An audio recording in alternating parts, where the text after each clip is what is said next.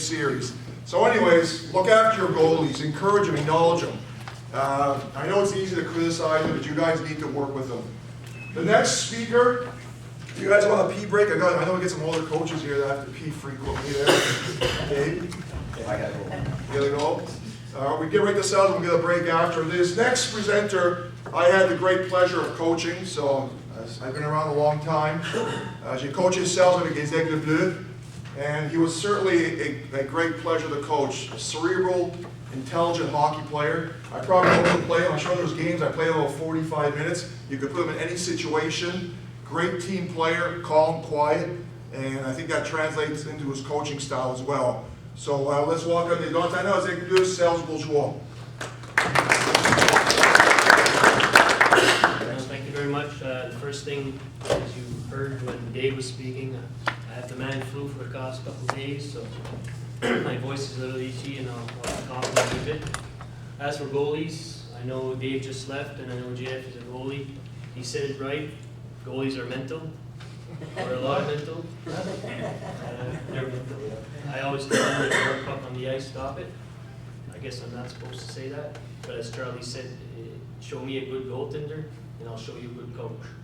And it goes the other way, so make sure they're happy. I don't talk to my goalies a whole lot. I let Louis is my goalie coach of the Blue Eagles.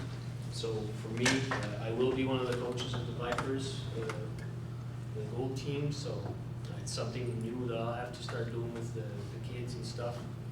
So I won't have the luxury to have my goalie coach there. So let's get started. As you see, this is me. I'm a graduate, married, 2 beautiful kids. I'll go quickly after that. Renan gave me a little bit of what he was looking for, really that vague to what I should be speaking with. Is it the practice or the game? And as I'm sitting here, I start seeing people coming in, and it's all hockey people that know what they're doing, have played the game. So I'm starting to get a little bit nervous to see if what I did is complicated enough or is not too simple. But as we've said, sometimes simple is the best way. Effective practice, for me, is time is precious. When you're on the ice, you gotta be prepared. You gotta be organized. You gotta make sure that you do the things right. The worst thing you can do is when you get to a rink and you see 18 people in the line and only one shooter. That's because you know the coach didn't do his job, he didn't do what he was meant to do, and that was be prepared and organized.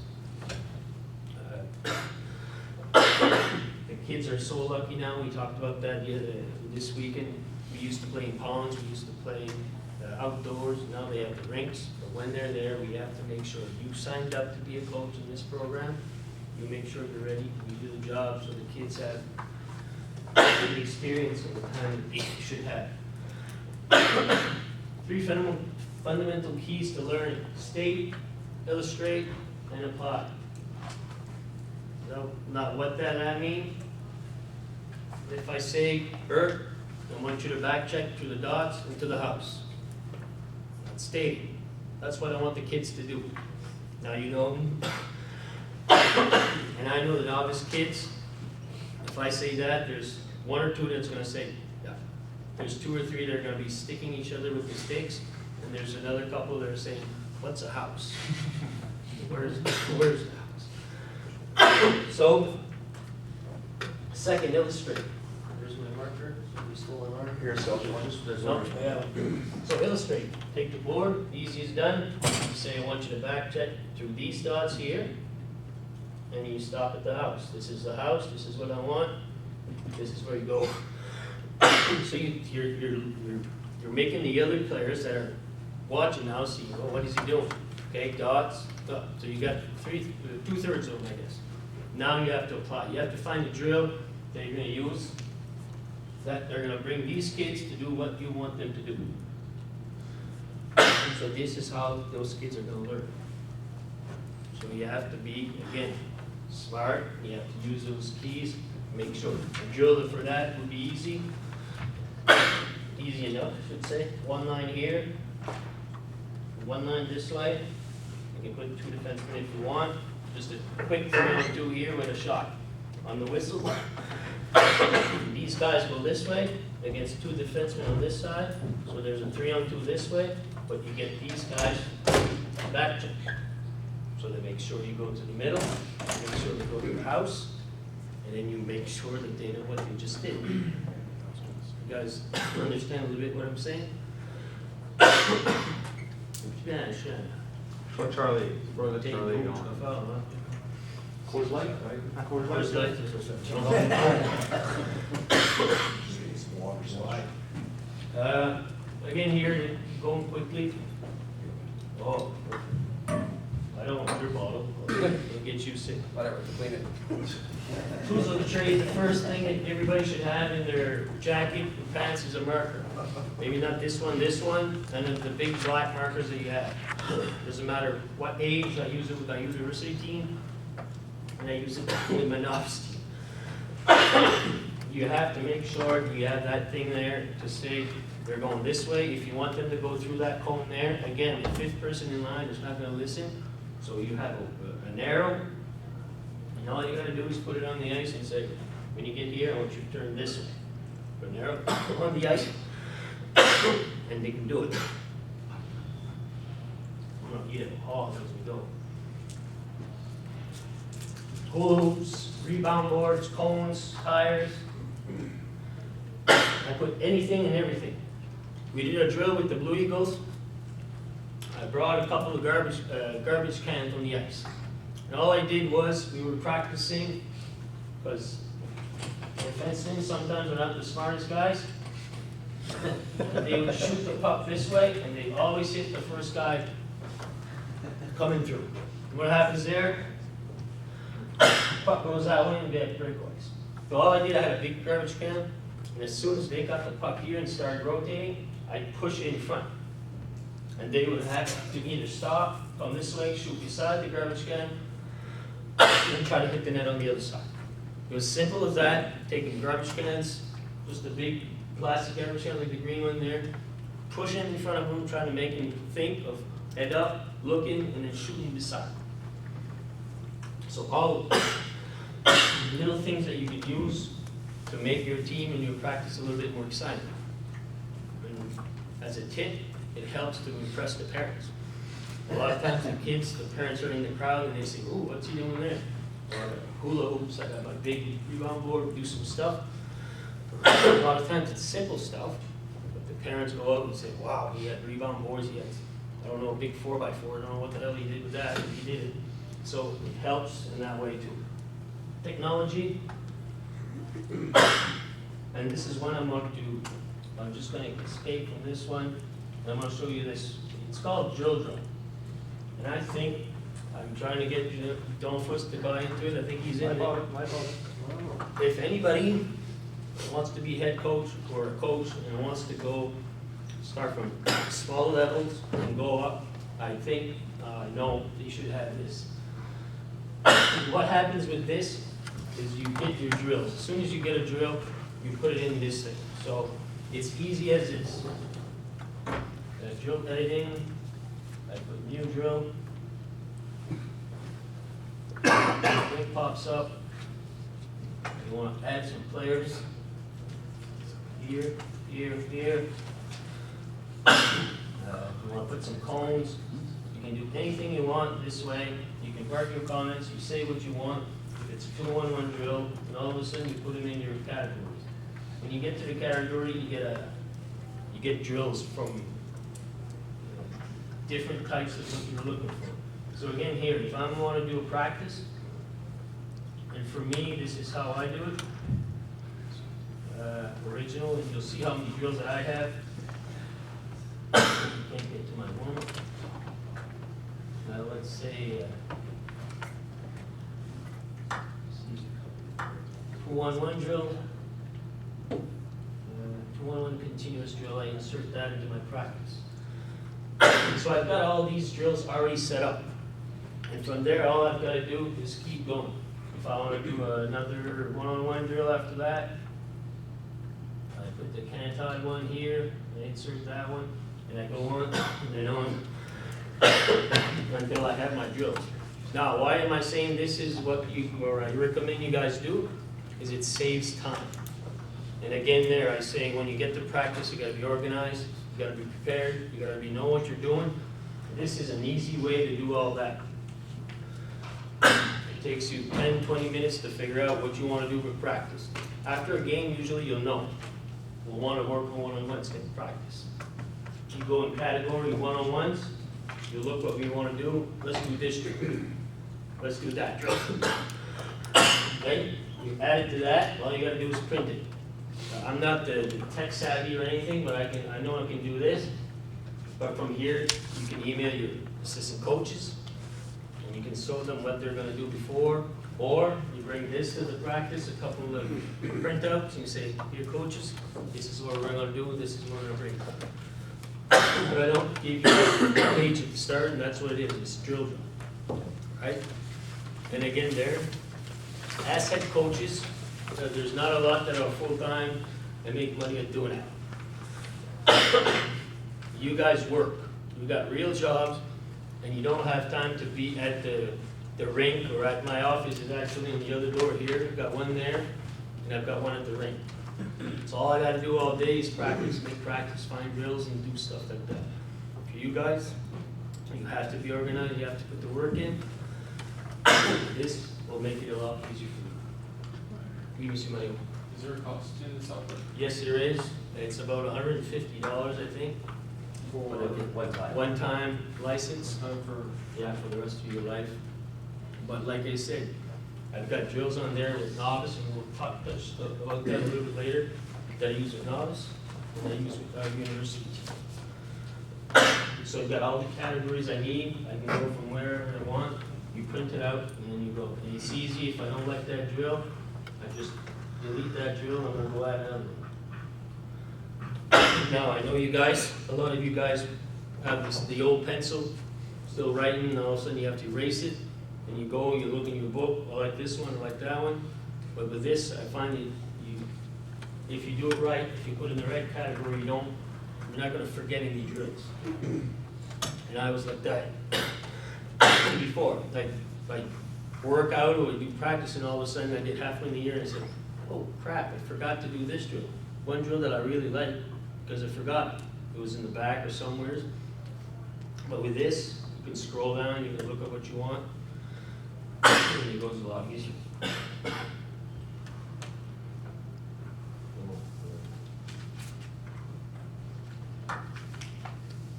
Hey Sal, wait, can we share these drills with other people?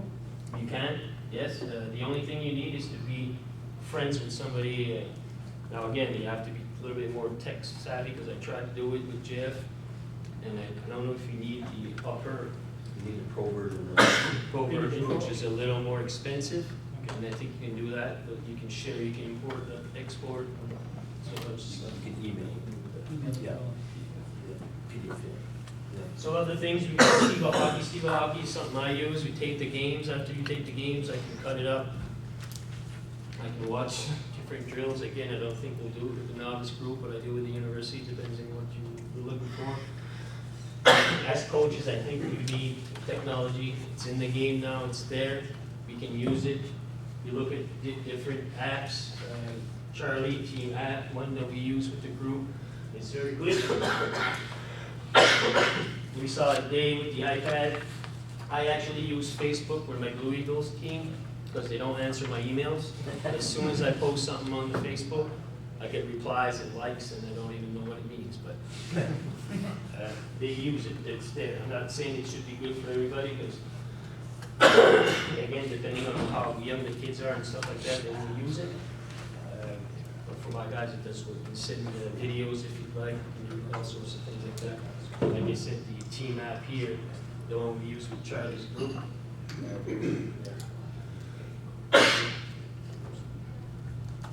Tools of the trade. This is where I talked about a little bit a while ago. Be prepared, organize, use your team. As a head coach, one thing that I like to do is I'll make sure my assistant coaches know what they're doing on the ice, especially at practice time, because time is precious. So it will be, before practice, it's 5 minutes, we'll say, okay, we want to do this, we want to do that. We want to do this thing here. Now, it's not only which drills that we want, is what the timing of it is. After this drill, make sure you put all the pucks on this side. I'll do water break. It's little things, it's a lot of thinking, but you can't imagine how much time that you're gonna save on the ice.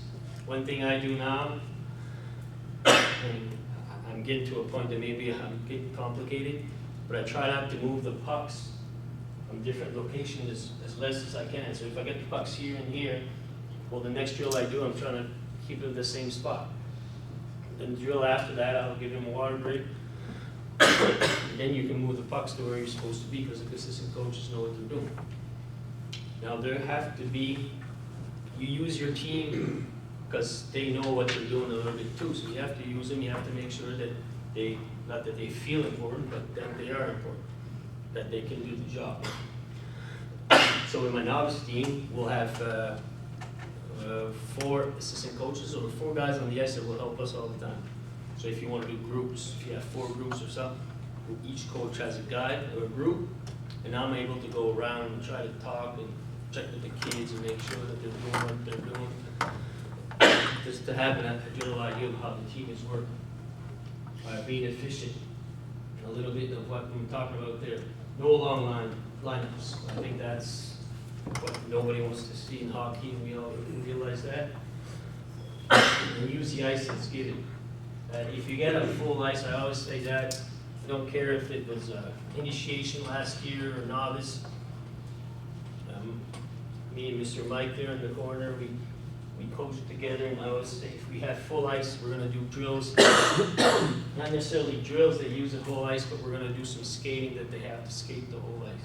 What better is that to learn to skate if you have to go all the way 200 feet this way and that way? I'm not saying it's a race or it's conditioning. Make them skate, make them use the ice. If you get all that ice there, why only use this part? Okay? I'm not saying that there can be drills that are just here, like battle drills and stuff like that. But when it's there, use the ice like that. Progressions, drills. Again, there, depending on how old the kids are and stuff like that, you have to be aware of how you're teaching a little bit. I had a drill here for the progression where you start one player here. You can use a coach in the middle here, and then you get the third one. The first drill, all you did was to make the pass with one player. You went for a shot. That was done. After a while, you make that pass here. He has to stay on the boards. The second kick goes to the middle, and it's 2-1-0. And then the third is you add the third player that goes to the triangle. So there's a progression. You do one drill, one practice, maybe you add the second type, and the next practice you add that. And you make sure that the kids know, you see what we're doing. You just the drill that we did at the start and how we added on. Because they're thinking now. They'll know to say, oh yeah, we did that last week. Yep, now we're going to add to this. And one thing I find that is a lot easier is when we name the drills. If you say the Montreal Canadian drill, if you say this is what we're going to do, so it sticks in their mind and they know what they're doing. Because you could say here, okay, we're going to do the Mighty Ducks drill. Mighty Ducks, they go there. Okay, now we're going to do Mighty Ducks, but we're going to add this guy. Oh, the Mighty Ducks, and we're going to add this guy. Especially if you got practices with them the whole year, or like we have here, 15, or how many practices we have in the program. They can get used to that. Progression in practice, same little bit idea of where we want to work on certain stuff. I don't think it's time to work on forechecking systems if you're coaching novice, but positioning, why not? One drill that I like, it's kind of a warm-up drill, can you use any different kind of thing, is if you put, you kind of do the cones here. I'm already mixed up. Here, here, down. Something like that. cone there. You need a bunch of cones or tires or again markers. It's a drill we used to do at the university level, but you put your 5 players at where they're supposed to be, and you make them do some stops and starts. So one guy here doing stop and starts, one guy here doing stop and starts. Defenseman starts from here, goes to there, this one goes from there to there, and then center main goes from here to here. So we're practicing a little bit of D-zone coverage, right? So now they know if the puck's over here, or they don't know, but you make them skate like that. And all of a sudden you add my drill, get your back check through the middle, through the dots. And then you stop at the hops. But then you start talking to them. Okay, well now, what happens if the puck's here? Where should you go? You here. Exactly, you're here. So then they try to figure out, or they get to know that positioning in their zone is like that. So you taught them to do this drill, you taught them this drill, now you're progressing and putting each together. So now they're back checking and being in a defensive position. Understand a little bit what I'm trying to get with that? Good. I know some kids in our team would never, they just go right through the boards first and then laugh, but I mean, some kids you're going to teach them. And the more and more you can get, the more and more you're going to buy in. Sorry, Blaine. Dishwasher takes care of it. And there's new ones at the drugstore. I'm just joking.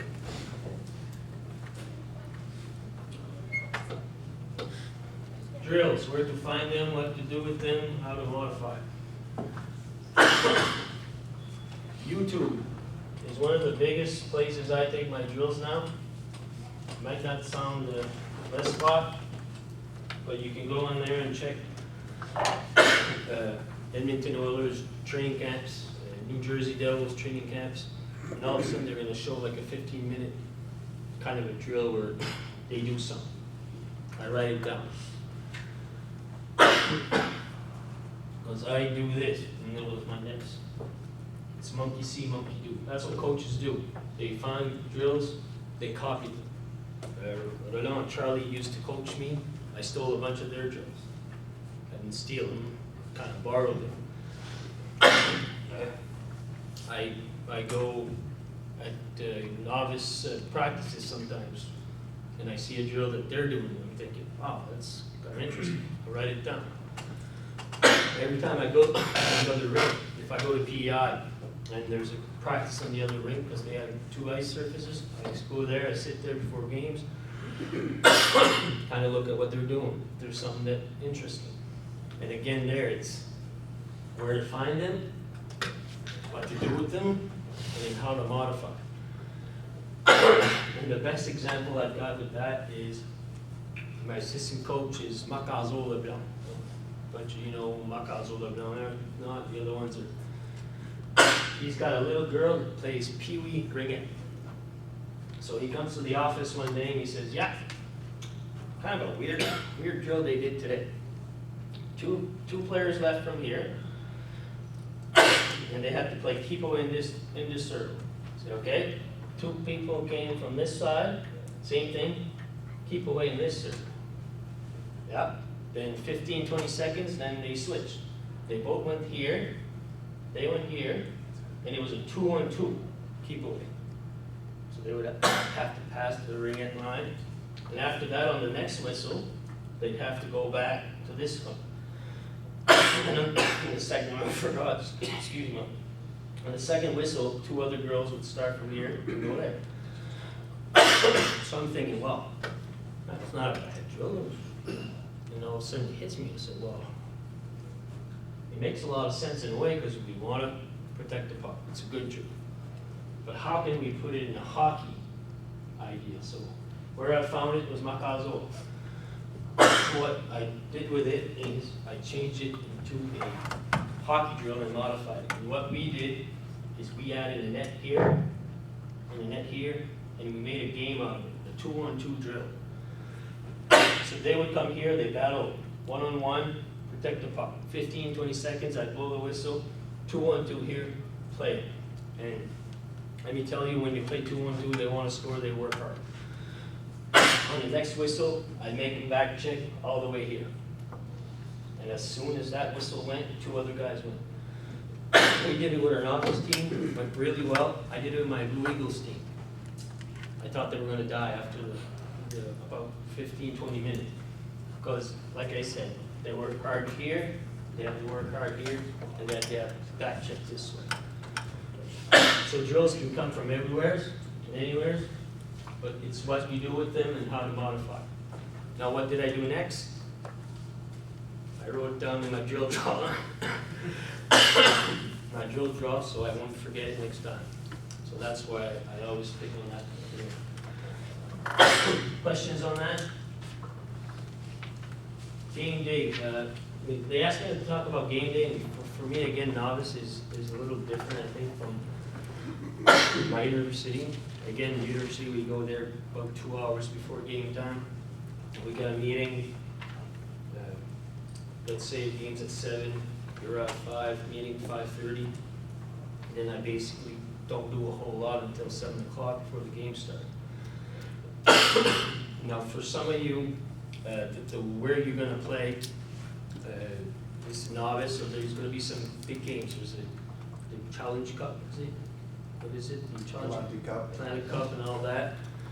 I'm not saying I'm not gonna be nervous, but for some coaches, you guys might be nervous, and if you go to work and you think about the game all day, it's not gonna help you being a coach. So for me, I found myself a routine. What I do before home games or anything like that, I go to the rink around 4:30. I get there, I get my book, and I read. I read novels, John Grisham, stuff like that. I forget hockey for about half hour. I relax. I kind of forget everything I'm supposed to be doing about hockey, and I just relax. We saw Holtby a while ago do some yoga thing. For me, it's reading my book. That was my routine, and I relax. And then all of a sudden, when that 5 o'clock comes around, 5:30, then that's where we start. I go back to work. Now, I'm not saying that you have to read a book for your novice game or your Adam game, but find yourself a routine that, again, we talked about it, Charlie talked about that. The coach behind the bench is very important. The way you stand, the way you act. And if you're nervous, you're going to say something stupid, or you're going to yell. You're going to yell at your referee, which is fun to do. That's the worst part about Dave, eh? He was a goalie, and he was a referee. Yeah. That just doesn't make any sense. Right. So your composure behind the bench. So, like I said, find a routine. For your players, a little bit the same way. We got the rule that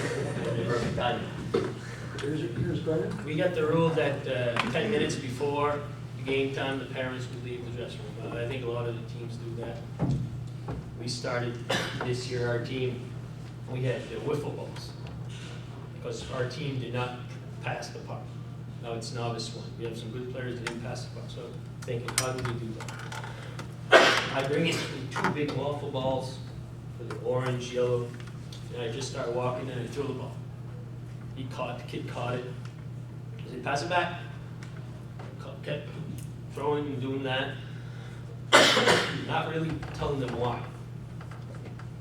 And then all of a sudden, when we started a little meeting, I said, you guys realize what we were doing at the start? Yeah. What? We're passing. Oh, yeah.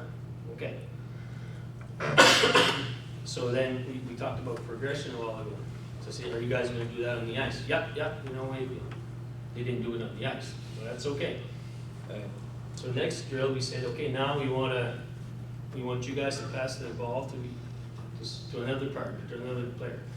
So they would have to pass the ball, and what they had to do first is call out their name. So I would say, right up, and pass. So it helped them for the communication, it helped the passing. So that became our routine before our games, that we started passing that ball. And to be honest with you, I think it helped a lot because we had a really good passing team at the end. I'm not saying they passed the puck all the time, but it was a lot better. that routine, like Dave said, for the goaltenders, it helped our team that way. Remember who you're coaching, okay? My routine with Blue Eagle is not the same as the novice. You can't expect kids to, my kid played the Vipers last year, and their head coach brought them for a run about a half hour before the game. It lasted about 25 minutes. Remember that one, Blaine? Said they came to the dressing room and said, I'm too tired. No, I'm just teasing. You have to remember who you're coaching for the intensity-wise, for what you expect them to do. I agree a lot with what Dave again was saying about Holtby. If you expect your goaltender to do what Holtby does, you're not going to be encouraged to see my goalie do that for sure.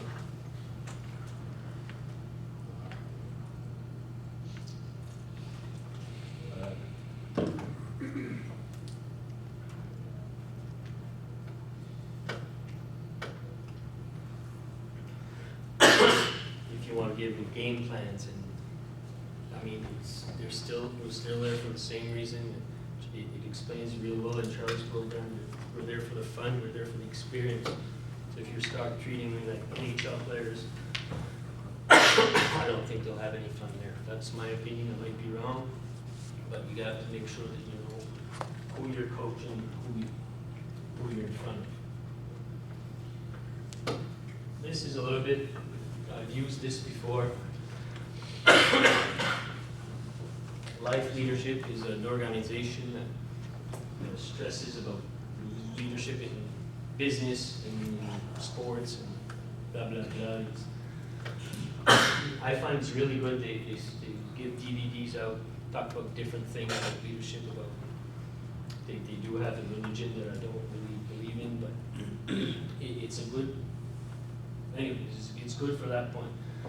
And this Chris Beatty says leadership ability is increased, but with speaking ability. So how you speak to your kids, the way you handle yourself in front of them, it all helps that. But how you say something is as important as what you say. Well, that makes a lot of sense. And you use the last word, the last phrase is there. I didn't say he stole the money. Okay? But you can say, I didn't say he stole the money.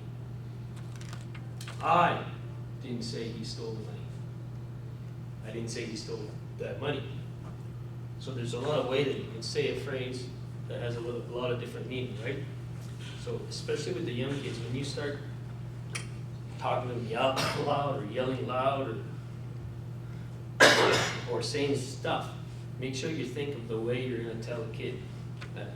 Take a second, take a breath, be calm about it, and talk about after games and stuff. Talk about being your goaltender, talking to your goaltender. After a bad goal, you can't say, well, you couldn't stop a beach ball today. Again, what's he going to do? He's not going to make a lot of saves for you next time. So you have to be smart in the way you say stuff. And I'm not saying analyze everything you say and stuff, but as a person, as a coach, you have that. What's the word I'm trying to do?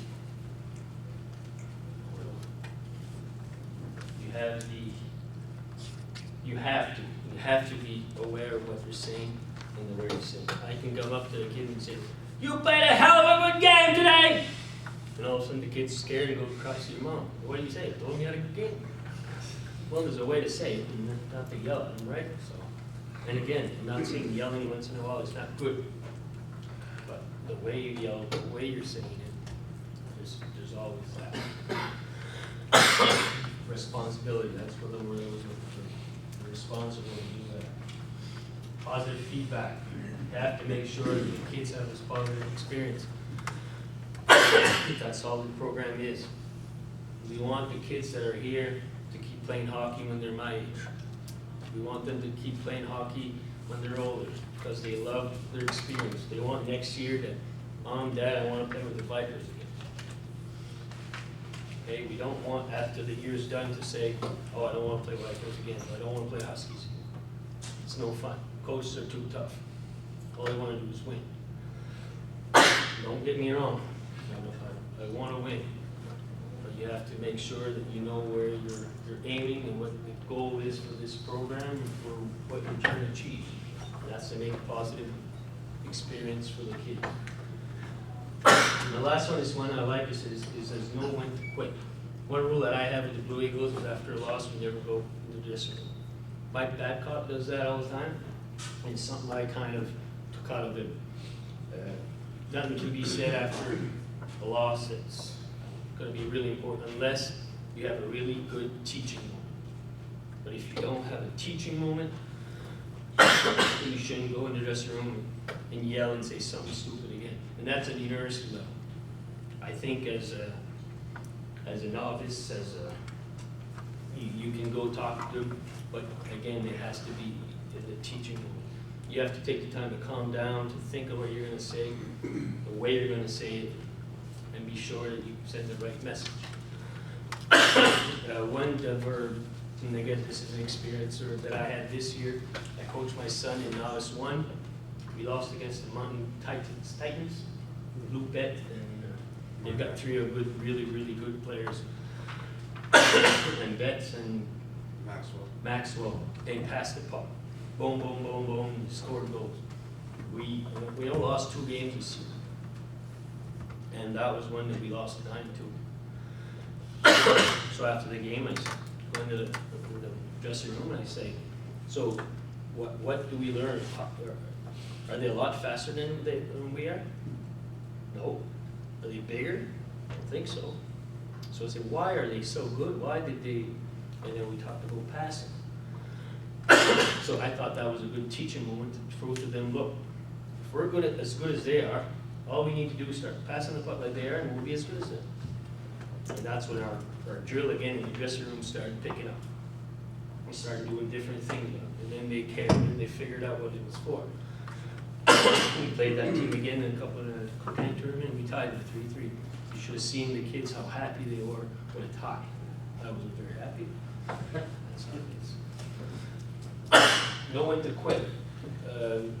Probably all of you, I would say, yeah, all of you are fathers that are, their son are going to play on the game. Yes? On a team, excuse me. You have to know when to be a dad and when to be a hockey coach. Know when to quit.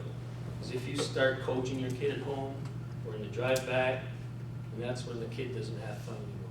And I'm not saying that if you're watching the Montreal Canadiens on a Saturday and say don't do this or do that, or I'm talking about the game they just played.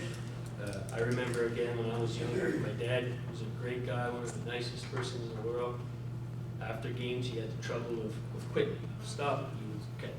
Well, if you would have done this, you would have done that. And my mom yelled at me. Serge, arrête, la game est finie, c'était là, maintenant. C'est son père, t'es pas son coach. And it stuck to me. And after that, he didn't do it anymore. And again, I'm not saying my dad was bad at it, but we kind of, he was my dad again, not my hockey coach. And then there's a difference in that, right? And that's when you have to know as a coach when to quit being a coach and when to be a dad. And I think that's one of the most important things about the Vipers. I shouldn't say Vipers, I should say that. That's not as long as Dave. I'm not sure if I'll get paid the same money. Sorry. Any questions? Anything you guys want to know? No? Sorry about the coughing. Again, I'm trying to get rid of it. Merci, Serge.